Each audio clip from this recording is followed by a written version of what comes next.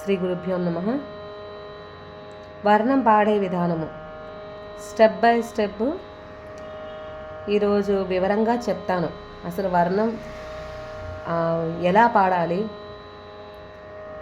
దాని లైన్ ఏంటి, దేని తర్వాత ఏం పాడాలి అన్న విధానము ఏంటి, పద్ధతి ఏంటి అని లైన్ బై లైన్ నేను చెప్తున్నాను. చూడండి, ప్రధానంగా విద్యార్థి దశలో వాళ్ళు అందరూ కూడా ఎవరైనా సరే సాధకులు కానీ ఎవరైనా సరే పాడే విధానం ఏంటంటే కింది కాలము పల్లవి అనుపల్లవి స్వరము సాహిత్యం ముగించాలి. కింద కాలము అంటే 1కి 2 అక్షరగాలాలు కింద కాలం అంటే. ఆ తర్వాత ముక్తాయి స్వరం పాడాలి. పల్లవి అనుపల్లవి స్వరము సాహిత్యం ముక్తాయి ఇవన్నీ కింద కాలం అయిపోయిన తర్వాత అప్పుడు పైకాలం అంటే 1కి ఒక ఘాతకి 4 అక్షరకాలాలు పైకాలం అంటే. పైకాలము 1కి 4 అక్షరకాలాలతో మళ్ళీ పల్లవి అనుపల్లవి స్వరము సాహిత్యము ముక్తాయి స్వరము. సాహిత్యం పాడిన తర్వాత మాత్రమే ముక్తాయి స్వరం పాడాలి. చాలామంది చేస్తున్న తప్పేంటంటే స్వరం తర్వాత స్వరం అయినటువంటి ముక్తాయి స్వరాన్ని పాడుతున్నారు. తప్పది. సాహిత్యం తర్వాతనే ముక్తాయి స్వరం అనేది రావాలి. ఏంటి స్వరం ఏంటిది? పల్లవి అనుపల్లవి, తర్వాత సాహిత్యము పల్లవి అనుపల్లవి ముక్తాయి స్వరము. అలాగే పైకాలము పల్లవి అనుపల్లవి స్వరము, పల్లవి అనుపల్లవి సాహిత్యము, తర్వాత ముక్తాయి స్వరం పాడాలి. తర్వాత ఒక ఆవృతం అనేది నిలపడానికి ఒక ఆవృతం తీసుకోవాలి. ఇది ముక్తాయి స్వరం అయిపోయిన తర్వాత, పైకాల ముక్తాయి స్వరం అయిపోయిన తర్వాత ఒక ఆవృతం గ్యాప్లో పల్లవి యొక్క మొదటి లైను లేకపోతే మొదటి పంక్తిలోని సగం భాగం అయినా సరే దీర్ఘంతో ఒక ఆవృతాన్ని పూర్తి చేసి నిలపాలి. పల్లవిని నిలిపేసేయాలి. నిలిపి ఆ తర్వాత ఎక్కడ కూడా తాళం అనేది ఆపకూడదు. మరి వెంటనే చరణం ఎత్తుకోవాలి. చరణము స్వరము కింది కాలము స్వరము సాహిత్యం పాడి ఆ తర్వాత ఒక్కొక్క చిట్టస్వరం, ఎన్ని చిట్టస్వరాలు ఉంటే అన్ని చిట్టస్వరం, ప్రతి చిట్టస్వరానికి మళ్ళీ చరణం సాహిత్యంలో నిలపాలి. ఇంకా స్వరం మాటికి ప్రతి చిట్టస్వరానికి స్వరము పాడవలసిన అవసరం లేదు, సాహిత్యంతోనే నిలుపుతారు. మళ్ళీ అలాగే పైకాలము అంటే 1కి 4 అక్షరకాలాలతో మళ్ళీ చరణము స్వరము సాహిత్యము అలాగే చిట్టస్వరాలు, ప్రతి చిట్టస్వరానికి మళ్ళీ చరణం సాహిత్యంతో నిలిపివేయడము. అట్లా ఒకవేళ 4 చిట్టస్వరాలు ఉంటే 4వ చిట్టస్వరము తర్వాత చరణాన్ని ఒకసారి పాడేసేసి చివరి ఆవృతంలో ఆ చరణం సాహిత్యం యొక్క ఒక భాగము వరకు పాడేసి దీర్ఘంతో ఆ చరణాన్ని ఆవృతం పూర్తయ్యేంత వరకు నిలపాలి. అది ఏ విధంగా ఈ వర్ణం పద్ధతిగా ఏ విధంగా ఇప్పుడు నేను చెప్పిన పద్ధతి ఏమైతే ఉంటుందో దాన్ని నేను మీకు మోహన వర్ణంలో చెప్పే ప్రయత్నం చేస్తున్నాను. జాగ్రత్తగా గమనించండి. సరిగ పద సరా పగరి. నేను ఇక్కడ తాళం వేసి చూపిస్తాను.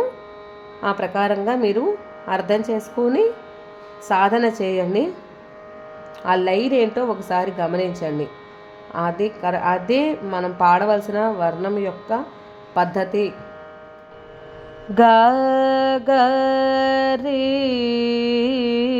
సరి రి గ గ రి రి సరి గ రి సరి సద సరి గ ప గ రి సరి గ ప గ గ రి సరి గ రి రి సద సరి గ రి గ ప గ ప ద ప ద స ద ప గ ద ప గ రి గ గ ప గ గ ప ప ద ద ప ద స ద ద ప గ ద ప ద గ ద ప గ రి సరి గ గ ప ప ద ప ద స ద స రి స గ రి స ద స రి స ద ప ద స ద ప గ గరి సరి నిన్ను కో రీ యూ నా నూర నీ ఖీ లా లోక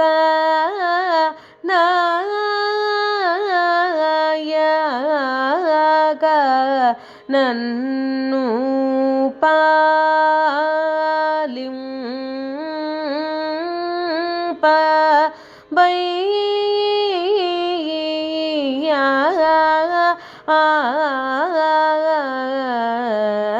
నా మీద కృపగ చూడార గారి గరి సరి సరి స గరి గ సరి సద సరి గరి గ ప గ ప ద ప గ ప ద ప ద సరి గ రే గ సా రే ద స ప ద సరి గ సా ద ప గరి సరి ಗ ಗರಿ ಸ ಸರಿ ರಿ ಗ ಗರಿ ರಿ ಸರಿ ಗರಿ ಸರಿ ಸದ ಸರಿ ಗ ಪ ಗರಿ ಸರಿ ಗ ಪ ಗ ಗರಿ ಸರಿ ಗರಿ ರಿ ಸದ ಸರಿ ಗರಿ ಗ ಪ ದ ಸದ ಪ ಗ ದ ಪ ಗರಿ ಗ ಗ ಪ ಗ ಗ ಪ ಪ ದ ಪ ದ ಸ ದ ದ ಪ ಗ ದ ಪ ದ ಗ ದ ಪ ಗರಿ ಸರಿ ಗ ಗ ಪ ಪ ದ ಪ ದ ಸ ದ ಸರಿ ಸ ಗರಿ ಸದ ಸರಿ ಸ ದ ಪ ದ ಸ ದ ಪ ಗರಿ ಸರಿ ನಿನ್ನು ಕೋ ರೀ ಯೂ ನೂರ ನೀ ಖೀಲ లోకనాయక నన్ను పాలింపవయ్యా నా మీద కృప చూడరా గరి గరి సరి సరి స గరి గ సరి సద సరి గరి గ ప ద ప గ ప ద సరి గరి గ సారి ద స ప ద సరి గ స ద ప గరి సరి నిన్ను కోరి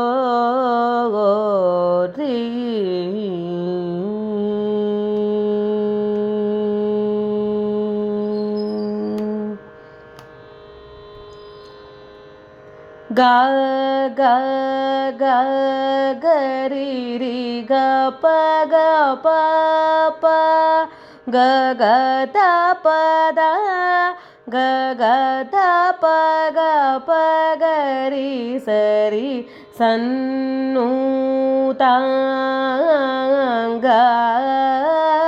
ಶ್ರೀ ನೀ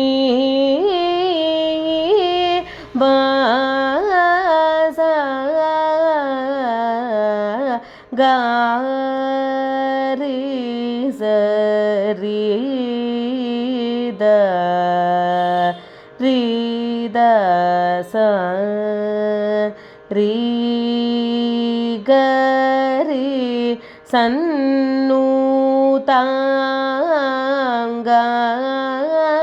ಶ್ರೀ ನೀ ವಾಸ ಗ ಗರಿ ಗರಿ ಸರಿ ಗ ಗ ಪದದ ಸರಿ ಗ ಗ ಗ ದ ಪ ಗರಿ ಗ ಗ ಸದ ಪ ಗರಿ ಸನ್ನೂತಾಂಗ ಶ್ರೀ ನೀ ವಾ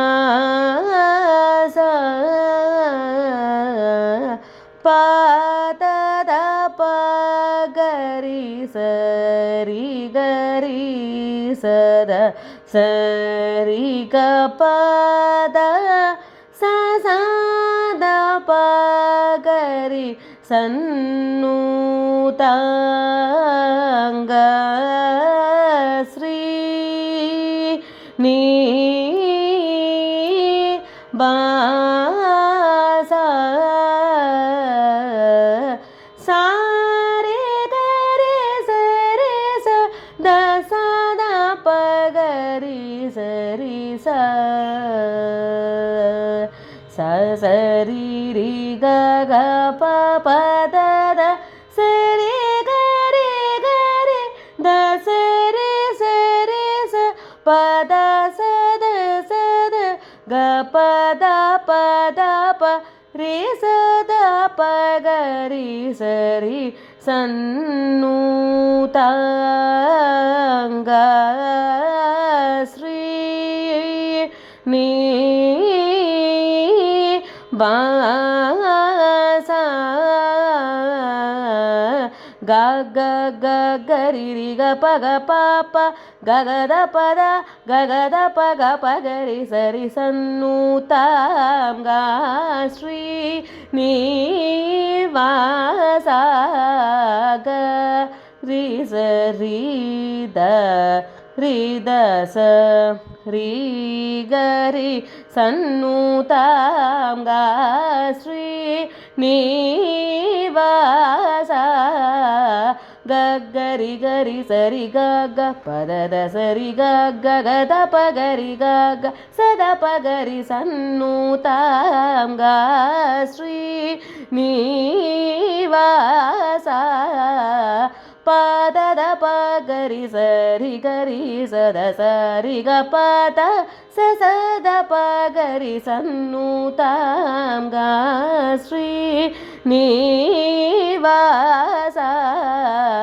సారి గరి సరి సద సద ప గరి సరి స సరి రి గ గ ప ప ద ద సరి గరి గరి ద సరి సరి స ప ద సద సద గ ప ద ప ద ప రి సద ప గరి సరి సన్నుతాంగ శ్రీ నీ వాస సన్నుతాంగ శ్రీ నీ వాస సన్నుతా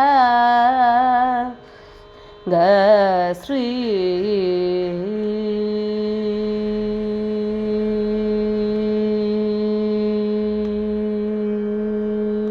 ఇక్కడ మీరు గమనిస్తే నేను చలన చట్టస్వరాలు కింద కాలం వరకు కూడా చౌక కాలంలో వేశాను తాళము. అంటే చౌక కాలం అంటే రెండు సార్లు.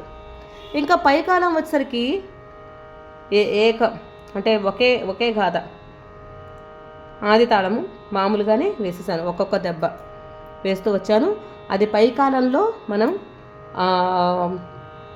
ఒకటే గాథ వేసుకుంటూ పోవాలి. ఒకటే మామూలుగా 1 అది గమనించుకోండి. పై కాలంలో మాత్రమే అలాగా. కింద కాలం వరకు వర్ణం మొత్తము కూడాను చౌక కాలంలోనే నడుస్తుంది ఆది తాళము.